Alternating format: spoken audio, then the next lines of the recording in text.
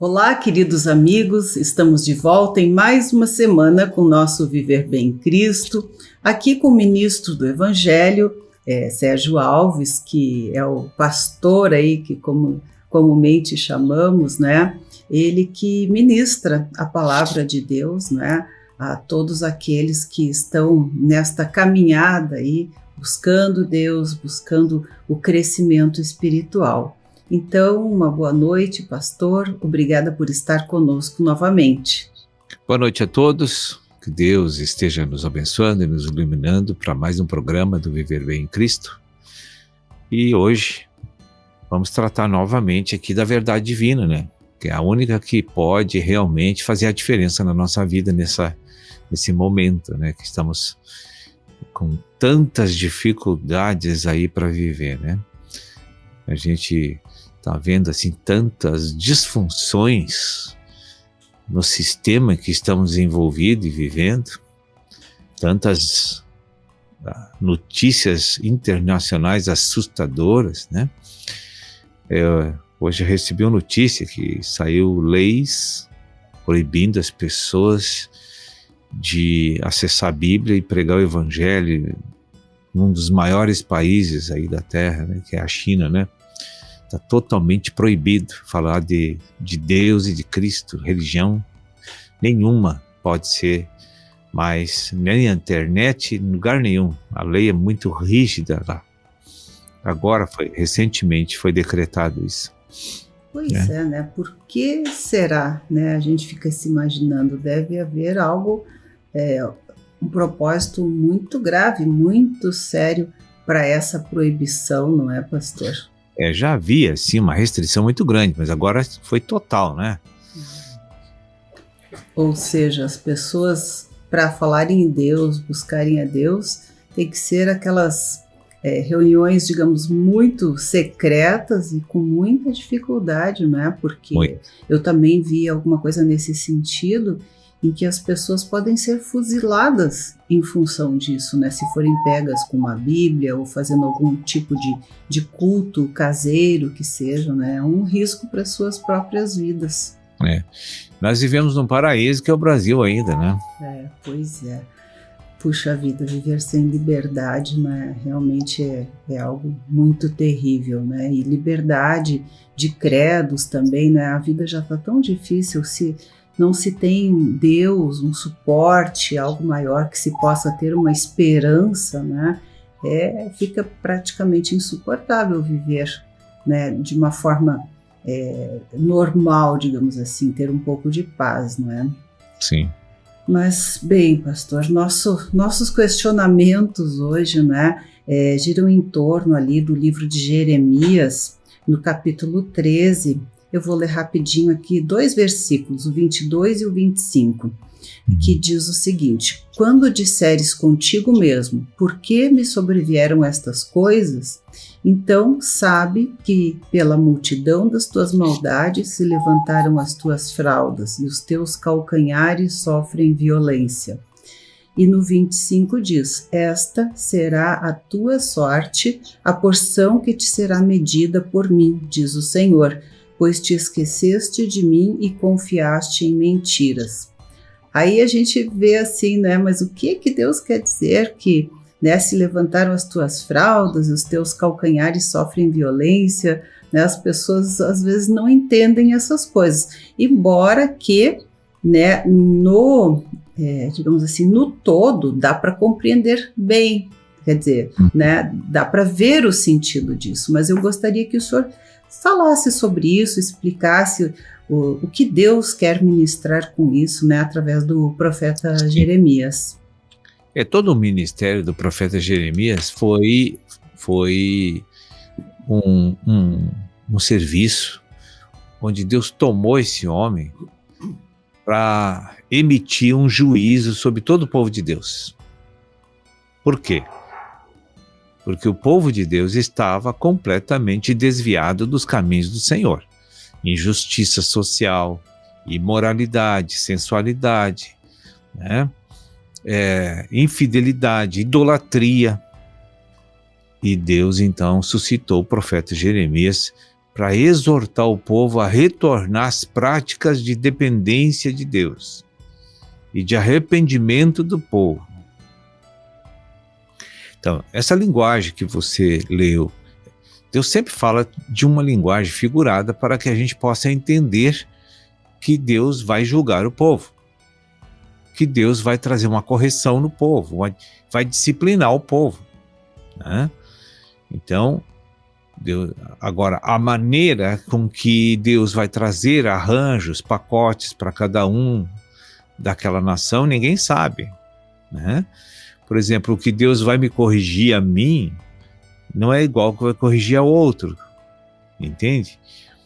Então, porque nós sempre temos um ponto mais sensível nas nossas vidas, em que ali também está o ponto de maior ofensa e pecado a Deus.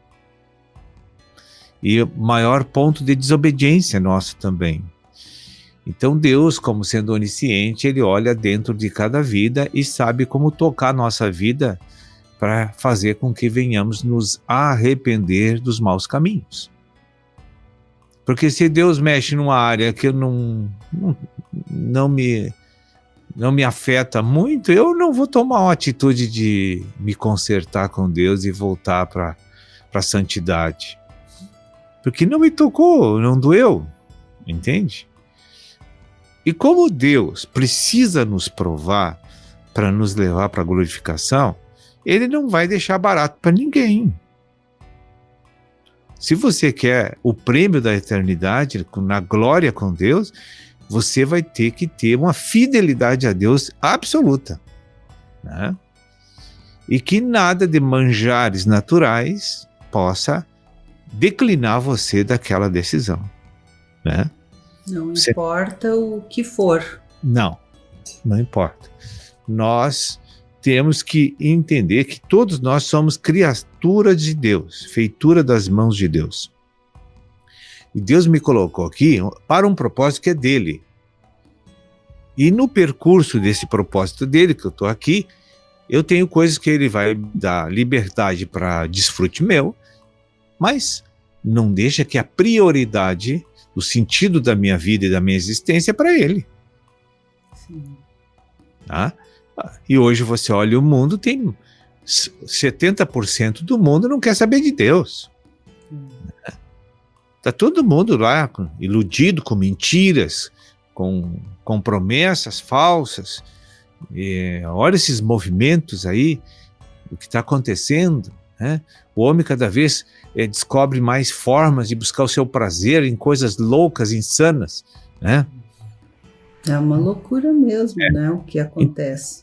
Então, Deus vai trazer uma disciplina duríssima para acordar esse povo desse sonho maligno que vai levá-los à destruição, se não houver um despertamento. Então Deus vai dar um pacotinho para cada um, mas aquele pacotinho é forte. Uhum. É forte. Para provar a nossa fidelidade a Ele, né? Então hoje, veja a distância que o povo está de Deus, que não existe mais a possibilidade de Deus falar com esse povo mais. Não tem como se comunicar com esse povo, ele está alucinado, né? Ou por dinheiro, por poder, por posição, por sei lá, né? E cada vez a injustiça na terra aumenta, cada vez mais, né? As corrupções aumentam cada vez mais. Daqui a pouco ninguém vai poder mais viver, gente. Como é que tu vai fazer um contrato de aluguel hoje? Tu tem um imóvel, ninguém gosta de pagar, né? Eu vejo aqui a queixa das pessoas que tem que despejar cada vez que está ali. Se uma pessoa não paga, um mês sequer, já né? Manda embora. Compra um carro, paga uma prestação, detona o carro e não paga mais nenhuma, né? É verdade. Mas onde é que nós chegamos, né? Não existe mais, não é, essa questão moral, comprometimento, honestidade, né? Isso. Então, nas narinas do nosso Deus, esse mau cheiro da vida humana está chegando lá. ele não suporta mais isso, entende? Mundo corrompido, né? Ele vai julgar, o povo vai julgar, né? Bem, pastor, a gente vai fazendo um breve intervalo, mas vamos continuar nesse assunto com você aí. Temos ainda algumas perguntas e eu tenho certeza que esses comentários acerca da realidade de situações reais que vivemos, né, são muito importantes. Então, continue conosco que já voltamos com o nosso Viver Bem em Cristo. Viver Bem.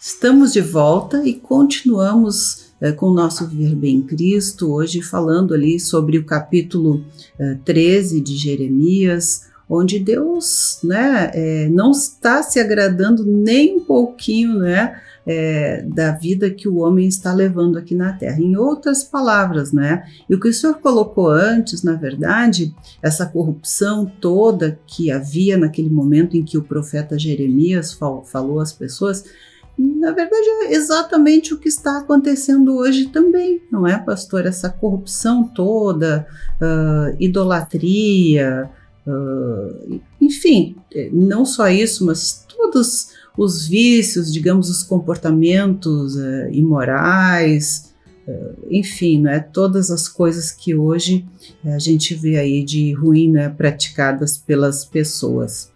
E eu queria comentar, né, até pensando nisso, que esses dias uma pessoa me falou: eu não acredito mais em Deus, porque se Deus existisse, ele não teria deixado dar errado meus dois casamentos, né?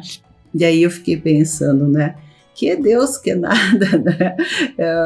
Quem estraga um casamento são as pessoas, não é? O que Deus tem a ver com aquele comportamento errado das pessoas dentro de um casamento ou de qualquer outro relacionamento onde acontecem brigas, divisões, enfim, não é? E aí as pessoas fazem de tudo de errado e dão a culpa em Deus, não é? Então Deus não se pode dizer que Deus não está alertando, né, as pessoas quanto a isso, das coisas erradas que estão fazendo e se afastando dele, não ouvindo, não praticando, não é? Todos nós que não conhecemos assim a palavra, o Senhor, sempre achamos que Deus é nosso office boy, né? Nós taxamos Deus assim como o culpado de tudo que dá desgosto na nossa vida, que dá tristeza na nossa vida, que dá tragédia na nossa vida. A gente acha que Deus não está vendo isso, por que deixou acontecer? Quer dizer, Deus tem responsabilidade conosco. Agora, nós não temos nenhuma responsabilidade para com Ele, né? Então, Deus cadeou a nossa proteção e segurança e provisão numa dependência primária dele, do Espírito, né? Então, a obediência me vincula como dependente de Deus e protegido de Deus, provido por Deus. Enfim, eu recebo a bênção espiritual e a natural por meio da obediência, fidelidade e dependência desse Deus que me criou e que me colocou aqui para um propósito dele, não meu, né? E a independência de Deus gera o contrário disso, né? Exato. Então, o que as pessoas, elas, sei lá, as pessoas acham que elas são, assim, surgiram de um acidente biológico, sei lá, que não tem um feitor, que não tem um produtor e que não tem um controlador de todas as coisas. E eu, desde pequeno, eu sempre pensei que tinha, entende? Eu não sei, as pessoas parece que não se tocam que tem uma força, um poder gerenciador, controlador de todas essas coisas e que nos dá as condições de viver aqui, né? Só quem teve, assim, situações difíceis, assim, pode entender como é bom a bênção divina na vida de uma pessoa, né? Eu já passei por muitas experiências muito ruins e eu não sentia Deus na minha vida, né? Agora, às vezes passo por situações difíceis, mas eu vejo que daqui a pouco a mão de Deus me livra, e me tira daquele lugar, daquela situação.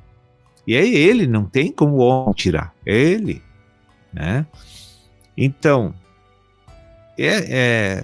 nós não conhecemos Deus e achamos que Ele tem que cuidar de nós, prover, suprir, proteger, e não temos nenhum compromisso com Ele, né? É um um posicionamento tão egocêntrico, né? E que a gente não se dá conta que está errado. Não deixa de ser uma ignorância também, né? No sentido de que, se estamos sob a proteção de Deus, né? Nessa dependência de Deus, sob a poderosa mão de Deus, né? Nós temos isso que o senhor falou, né? A proteção, a direção. Nós, se vivemos independentes de Deus, não estamos debaixo da mão de Deus, estamos andando independentes, né? E aí muitas coisas podem acontecer, né? Sem que haja, digamos assim, uma esperança, uma ajuda, uma correção, né, para que as coisas retornem, digamos, tornem a ficar bem, né? Porque, na verdade, todos, eu acho, mesmo estando sob a mão de Deus, né, eles dão aquelas saidinhas, tipo, vou ali e já volto, né? E ali é que acontecem as coisas também, né? Saem da direção de Deus por muitas vezes. Mas não é, a culpa não é de Deus, é nós que fazemos escolhas erradas, não é? Veja, Deus criou o homem. Aí o homem colocou o homem na terra. Então o homem vai viver aqui na terra. Então Deus deu um código de vida para ele. Olha, como é que eu vou viver sem o código, o meu manual do fabricante, né? Que é a Bíblia, né? Por isso ele já deixou essas palavras escritas, não é? Através dos profetas. Então, como você falou, a ignorância, ela é até um certo ponto, porque eu não quero descobrir a verdade sobre mim, porque eu tenho meios na Terra, qualquer pessoa tem, de descobrir onde é que está a verdade. Afinal, por que eu estou aqui? Afinal, como eu devo viver a minha vida aqui? Quem manda em tudo? Quem controla tudo? Então, se eu tenho esse pequeno senso de questionamento, para debelação de uma crise de identidade, ignorância, eu vou chegar na verdade, por dedução. Eu não preciso ser espiritual para isso, né? Então a pessoa vai tomar conhecimento de como deve viver no trabalho, na família, na vida conjugal, na vida da igreja. Ali tem todas as instruções que faz com que tudo dê certo na nossa vida. Agora, atribuir culpa para Deus porque eu estou doente, porque o meu casamento se desmanchou, não, o problema sou eu, né? Sim. Se eu estou doente é porque eu estou desobedecendo muito a Deus e estou cometendo muito pecado também.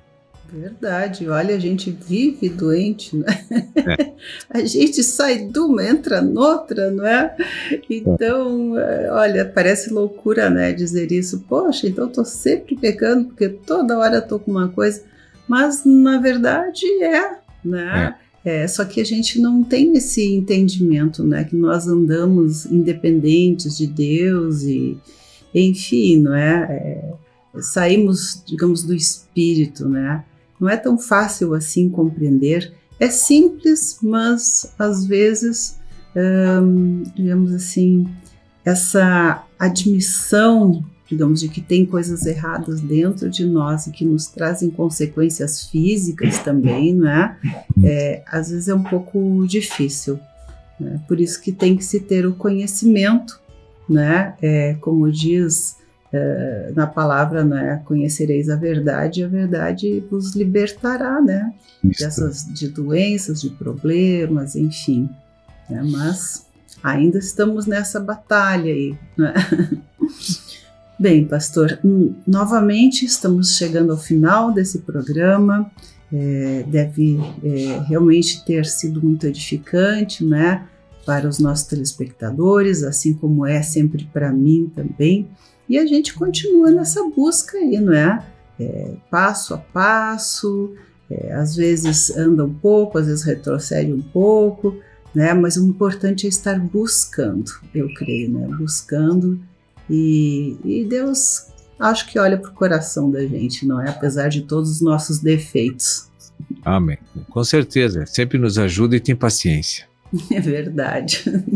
Então tá bem, pastor, muito obrigada e até a próxima semana com o nosso Viver Bem em Cristo. Viver Bem.